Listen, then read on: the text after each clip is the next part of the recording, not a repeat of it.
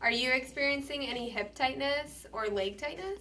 Hi, I'm Dr. Gill with First Place Chiropractic, and today I'm going to be talking about 2 exercises that you can do to help relieve some tightness in your hip area. So oftentimes we'll focus on either the muscles in the back or maybe the muscles just in the front, but I haven't heard of too many people talking about stretching both those sides. So making sure that not only the muscles anterior, the ones in the front, are stretched, but also the ones in the back, posterior, together will help loosen up the joints in your hip and relieve that hip tightness. So the first stretch that I'm going to be talking about is going to be to stretch the piriformis muscle that goes across your glute.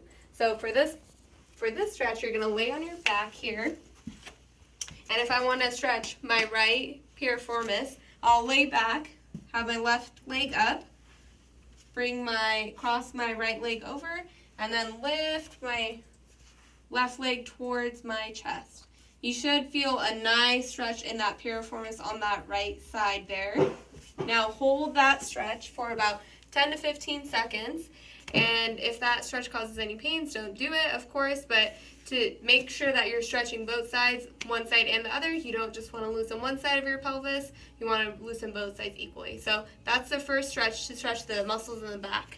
Now the second stretch here is going to be to stretch the hip flexors, the muscles in the front. So for this one, if I'm going to stretch this left hip flexor here, I'll stretch the right one here. So I'll bring my left leg up and have my right knee right on the floor there, and I'm just going to lean forward with my hips, getting a nice stretch here on this right hip flexor.